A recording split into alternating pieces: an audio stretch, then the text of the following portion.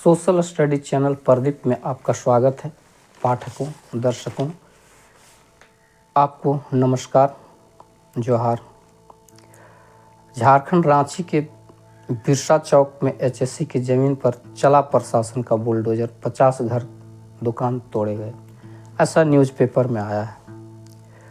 लोग अवैध कब्जा करते हैं, अवैध तरीके से रहते हैं, वो तब तक अवैध का कोई प्रभाव नहीं होता जब तक सरकार उस पर किसी प्रकार का अपना सक्रियता नहीं दिखाती है। लेकिन जब सक्रियता दिखाती है तो लोग घर से बेघर हो जाते हैं। लेकिन कौन से लोग बेघर हो गए, कौन बेघर नहीं होगा, ये ऐसा कुछ भी पता नहीं चलता है। बस लोगों के पास दुख और पीड़ा होती है, उनके घर उजड़ जाते हैं, दुकानें उजड़ जाती हैं। ये एक सामान्य से प्रक्रिया नहीं है। भारत में आए दिन, हर दिन अतिक्रमण हटाओ की घटनाएं चलते रहती है। लोग विस्थापित होते हैं, कहीं न कहीं जाके बसते हैं, फिर उनको वहाँ से हटाया जाता है, खदेड़ा जाता है। ये एक भारत के लिए कोई नई चीज़ नहीं है। आज हमारा देश जैसे जैसे विकास कर रहा है, ये एक सामान्य से घटना बनती जा रही है। न जाने कितना दुख और पीड़ा जब लोगों को हटाया जाता है तो होता है, ये वही लोग जानते होंगे। लेकिन आज इस खास चर्चा के बीच मैं एक नई चर्चा लेके आता हूँ मनुष्य के बीच में। भारतीय ज्योतिष में नवग्रहों का बड़ा ही महत्व है। इसमें हमेशा लोगों को केंद्र में रखकर लोगों के भविष्य के बारे में चर्चा की जाती है और भविष्यवक्ता लोग चर्चा करते रहते हैं। कुल मिलाकर ये देखा जाए तो भारतीय ज्योतिष ग्रंथ में मनुष्य ही केंद्र बिंदु पर है। हालांकि ये खगोल विद्या है, ये ग्रह नक्षत्रों की बात है, सूर्य तारे कहाँ है, किस स्थिति में, इसके बारे में चर्चा होती है। ठीक है, ये एक अलग बात है। आज मैं इस विषय पर कुछ वैज्ञानिक धार्मिक ग्रंथ के आधार पर कुछ टिप्पणी मुझे समझ में आया है, मैं अपने विचार आपके बीच रख रहा हूँ। संसार के महान वैज्ञानिक स्टीफन हॉकिंग के अनुसार सृष्टि की उत्पत्ति से पूर्व ऊर्जा एक बहुत सूक्ष्म बिंदु में थी। एक विस्फोट हुआ 13-14 अरब वर्ष पूर्व, और इस महाविस्फोट से, जैसा वैज्ञानिक स्टीफन हॉकिंग विश्व के बहुत ही नामी वैज्ञानिक हैं, हर कोई उनको जानता है, वायु, जल, अग्नि और इस ब्रह्मांड का अस्तित्व आया। धार्मिक ग्रंथ को दिखा लेते हैं। कुरान की माने तो सर्वशक्तिमान ने 6 दिनों में आकाश पृथ्वी का निर्माण किया।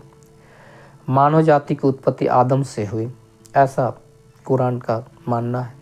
आदम और हवा को अल्लाह ने आदम के बगीचे में रखा था।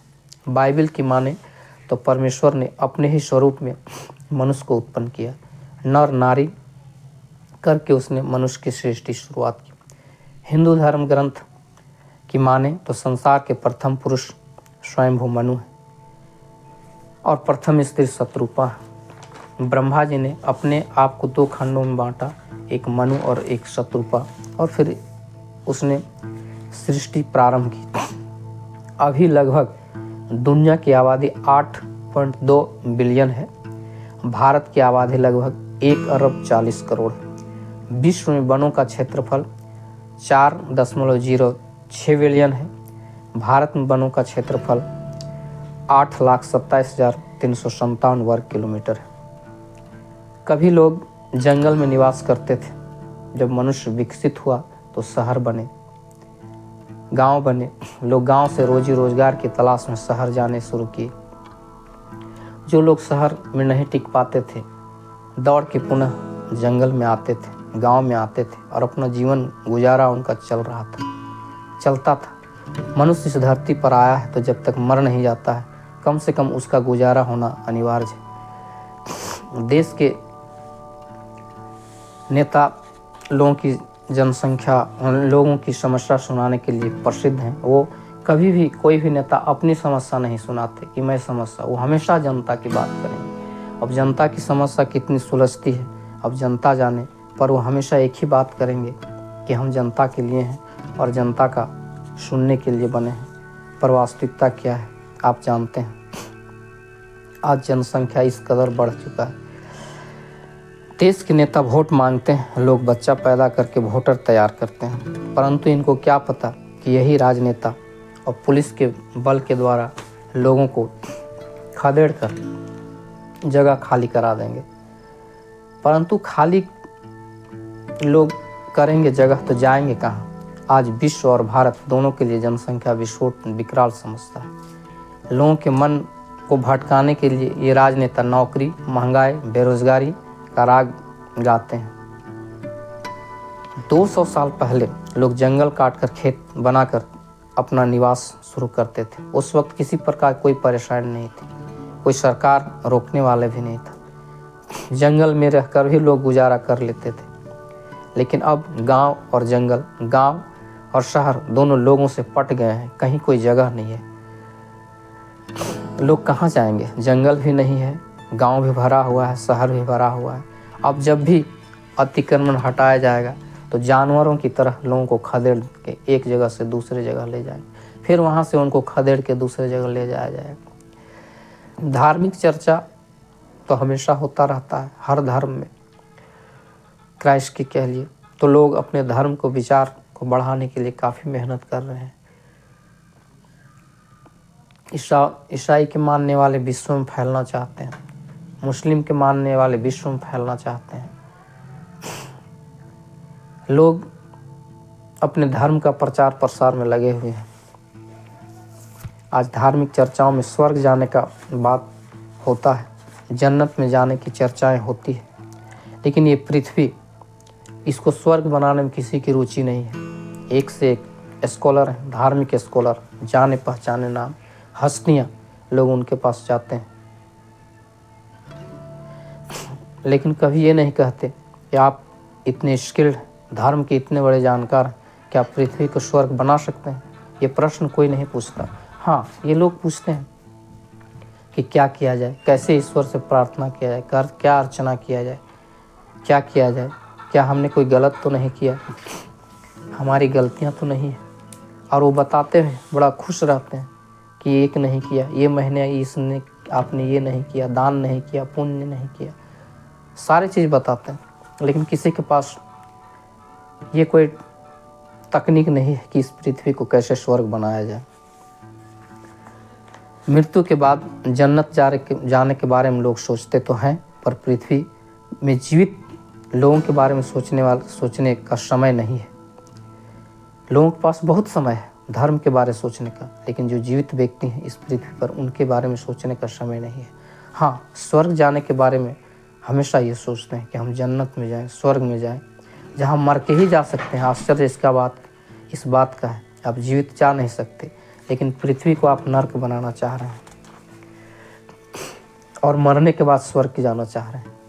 कितनी बड़ी आश्चर्य की बात है। कभी मनु, शत्रुपा या तो आदम,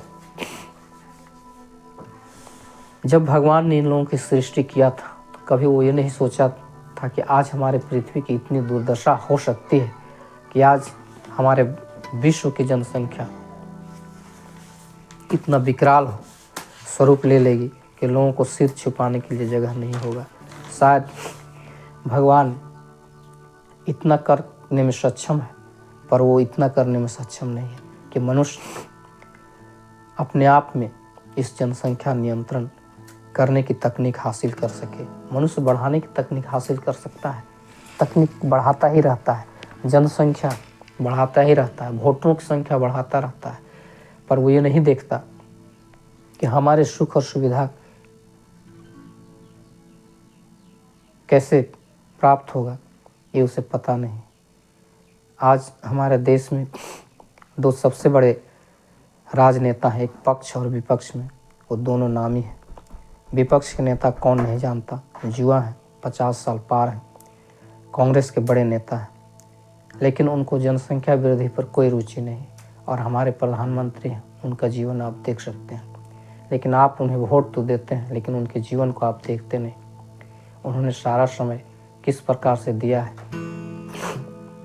शायद वो एक शब्द भी इस बात पर बोल पाते तो शायद आज ये दुर्दशा विस्थापन का नहीं आता। लोग जहाँ भी रहते सुकून से रहते, हटा भी दिए जाते तो कोई न कोई जगह मिल ही जाता, लेकिन अब जगह कहाँ मिलेगा। इस विस्थापन ने कितने ऐसे लोग हैं जिनके न ज़मीन है न घर है, क्योंकि सरकारी योजनाओं ने उनकी ज़मीन और निवास सारा छीन लिया है। अब उसके पास कुछ बचा ही नहीं। उसके आंकड़े भी अधिकारी नहीं जानना चाहते हैं, और अधिकारी जानेंगे भी क्यों?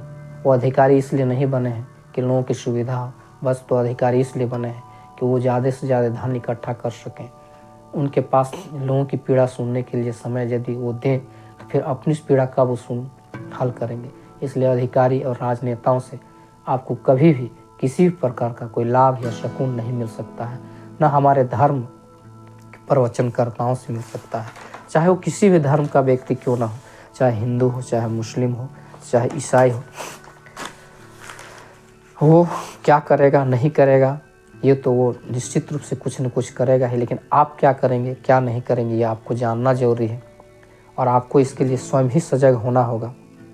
ज़्यादा लोगों का मानना है कि धर्म मनुष्य के लिए है, लेकिन कम लोगों का मानना है कि मनुष्य धर्म के लिए बना है। धर्म बड़ा नहीं है, मनुष्य बड़ा है। लेकिन बहुत सारे लोगों का कहना है कि धर्म ही बड़ा है, मनुष्य कुछ नहीं है। खैर, आपका क्या मानना है नहीं मानना है, आप जो भी माने, जैसा भी माने, लेकिन अपने आप को एक योग्य मनुष्य बना सकें। कैसे बना सकेंगे ये आपको सोचना है। राजनेताओं से पहला प्रश्न आपका यही होना चाहिए कि क्या हमारे कोई सुनने वाला है या नहीं है। इन्हीं शब्दों के साथ जय भारत, जय झारखंड, जोहार।